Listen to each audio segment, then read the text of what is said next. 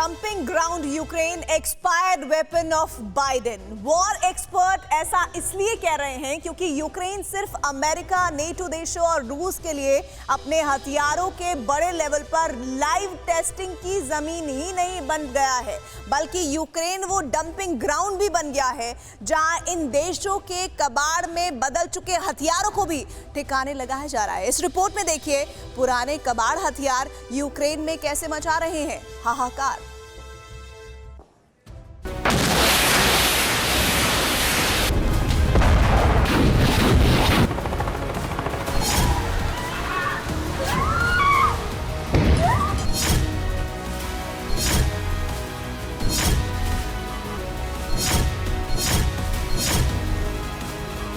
16 नवंबर 2022 Poland में एक missile फट गई। नाटो कंट्री पर रूसी अटैक की खबर जंगल में आग की तरह फैल गई। इस घटना के बाद जंग में नाटो देशों का कूदना कंफर्म हो गया। थर्ड वर्ल्ड वॉर की मुनादी बज गई, लेकिन ऐन वक्त पर पता चला कि पोलैंड पर मिसाइल रूस ने नहीं दागी थी, बल्कि यूक्रेन के एयर डिफेंस सिस्टम में लगी एक मिसाइल टारगेट चूक गई और पोलैंड की ओर चली गई। 18 जनवरी 2023 जंग में ज़ेलेंस्की को सबसे बड़ा सदमा लगा। राजधानी कीव के पास हुए हेलीकॉप्टर क्रैश में कम से कम 18 लोग मारे गए। मरने वालों में यूक्रेन सरकार में नंबर 2 की हैसियत रखने वाले गृह मंत्री अपने पूरे स्टाफ और उप गृह मंत्री के साथ थे। यानी एक धमाके में ज़ेलेंस्की और यूक्रेन की सुरक्षा करने वाली मिनिस्ट्री की रीढ़ टूट गई। अभी हादसे की जांच जारी है, लेकिन यूक्रेन से मिल रही कुछ रिपोर्ट्स में दावा किया गया है कि हेलीकॉप्टर को यूक्रेन की एयरफोर्स ने ही मार गिराया। इन दो घटनाओं ने यूक्रेन को मिले हथियारों की गुणवत्ता पर सवाल खड़े कर दिए हैं। तो क्या नेटो देश मदद के नाम पर यूक्रेन को एक्सपायर्ड वेपन दे रहे हैं?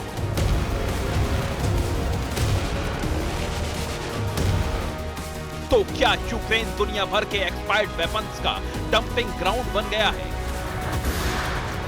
इस बात में कोई शक व शुबा नहीं है कि यूक्रेन की जंग में पुराने, आउटडेटेड और एक्सपायर हो चुके हथियार भी धड़ल्ले से इस्तेमाल हो रहे हैं। यूक्रेन और रूस के हथियार डिपो में जो हथियार पड़े पड़े जंग खा रहे थे, जिन्हें नष्ट करने का ऑर्डर हो चुका था, उन्हें जंग में झोंक दिया गया है।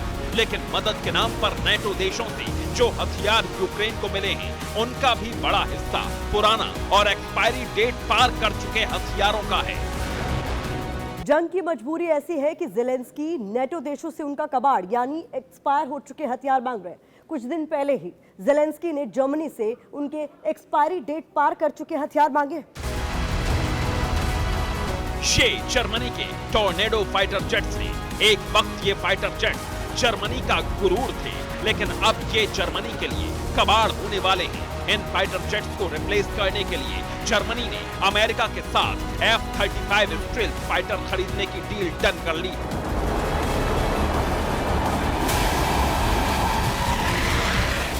इन फाइटर जेट्स को रिप्लेस करने के लिए जर्मनी ने अमेरिका के साथ F-35 स्टेल्थ फाइटर जेट्स खरीदने की डील डन कर ली है। F-35 आते ही जर्मनी के 93 टॉर्नेडो फाइटर जेट हैंगर्स में बेकार खड़े रहेंगे, लेकिन ज़ेलेंस्की ने कहा है कि उन्हें जर्मनी के इन रिटायर्ड जेट्स की सबसे ज्यादा जरूरत है। यूक्रेन ने जर्मनी से फाइटर जेट्स की डिमांड की है। रिटायर हो चुके 93 टॉर्नेडो को यूक्रेन भेजने की मांग की है। हालांकि यूक्रेन की ये डिमांड खतरनाक साबित हो सकती है, क्योंकि एक्सपायर हथियारों से सही तरीके से प्रहार मुमकिन है या नहीं, इसकी कोई टेस्टिंग नहीं होगी। ऐसे में यूक्रेन के सैनिक हथियार चलाने के दौरान हादसे का शिकार हो सकते हैं।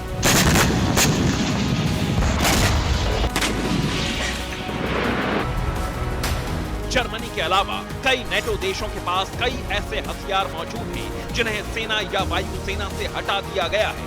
यूक्रेन चाहता है कि नेटो देश वो तमाम हथियार यूक्रेन को भेज दें। लेकिन सवाल है कि बेहद कम वक्त में क्या ज़ेलेंस्की की सेना विदेशों से मिले इन हथियारों को ऑपरेट करना सीख पाएगी? वैसे भी यूक्रेन हथियारों की प्रयोगशाला बन चुका है। यूक्रेन की जंग में कई पुराने बमों और हथियारों का इस्तेमाल किया जा चुका है। यूक्रेन नेटो देशों के लिए एक अपने हथियारों का डंपिंग ग्राउंड भी बन गया है और टेस्टिंग ग्राउंड भी बन गया है। बहुत सारे ऐसे हथियार थे जिनका अमेरिका ने और नेटो देशों ने खुद भी उनके डेवलप्ड वर्जन का इस्तेमाल अभी तक नहीं किया है, जो यूक्रेन में भेजे गए। और बहुत सारे ऐसे हथियार भी भेजे गए जिनकी एक्सपायरी डेट निकल चुकी थी और ये खुद यूक्रेन ने भी एक्सेप्ट किया है। इस बीच वॉर जोन से खबर ये भी आ रही है कि यूक्रेन को हथियार देने की कश्मकश ने नाटो देशों में फूट पड़वा दी है। यूक्रेन को जर्मनी ने लेपर्ड टैंक देने पर शर्त रख दी है। जर्मनी ने कहा है कि पहले अमेरिका अपने अब्राम टैंक यूक्रेन को दे, उसके बाद जर्मनी अपने पुराने लेपर्ड टैंक यूक्रेन को देने का फैसला करेगा।